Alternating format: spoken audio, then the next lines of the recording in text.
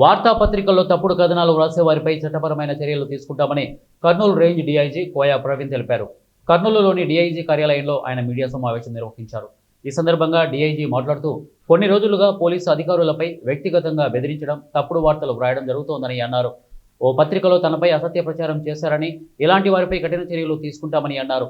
అసత్య ప్రచారాలపై స్పందించకపోవడంతో అవి నిజమా అని భావిస్తారని, అందుకే అలాంటి వారిపై చట్టపరమైన చర్యలు తీసుకుంటామని చెప్పారు.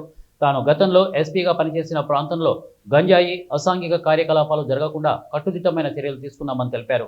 తనపై కథనం రాసిన వారిపై అన్ని విధాల చర్యలు తీసుకుంటామని తెలిపారు. ప్రాంతాల్లో గంజాయి సాగు అనేది విచ్చలవిడిగా జరిగేది. ఆ రోజున్న పరిస్థితుల్లో పోలీసులు గంజాయి సాగు ప్రాంతాల్లో ప్రవేశించి గంజాయి తోటలు ధ్వంసం చేసే పరిస్థితి ఉండేది కాదు.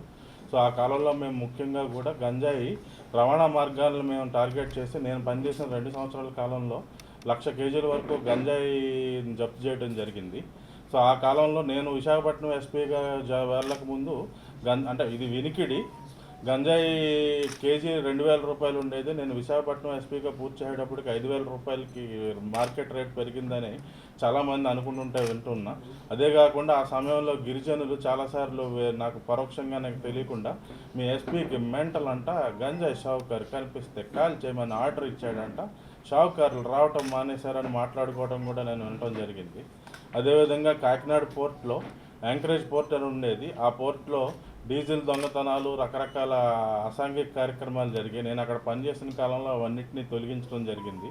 సో మాకు ఎన్ఫోర్స్మెంట్ పవర్స్ లేకపోయినా కానీ అక్కడ మా పర్యవేక్షణలో ఉన్న ప్రదేశాల్లో అసాంఘిక కార్యక్రమాలను మేము తొలగించడం వల్ల అప్పుడు కూడా దళార వ్యవస్థ, పాతుకుపోయిన దళారులు అనేక చోట్ల ఫిర్యాదు చేయడం జరిగింది. ఎక్కడ ఏమీ రాలేదు.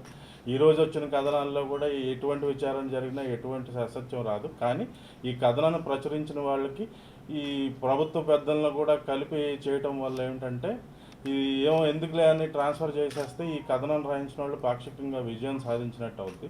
సో ఇది మీ అందరికీ పత్రికా ముఖంగా తెలియజెప్తున్నా. అదేవిధంగా ఈ తప్పుడు కథనం రాసిన వారిపై లీగల్, క్రిమినల్ అండ్ సివిల్ చర్యలు, డిఫమేషన్ సూట్లు మేము ఫైల్ చేయాలి.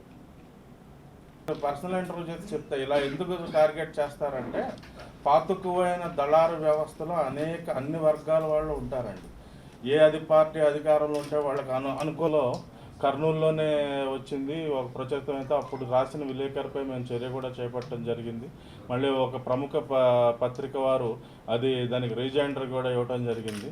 సో నేను కూడా ఈ కథనం రాసిన వాళ్ళు కూడా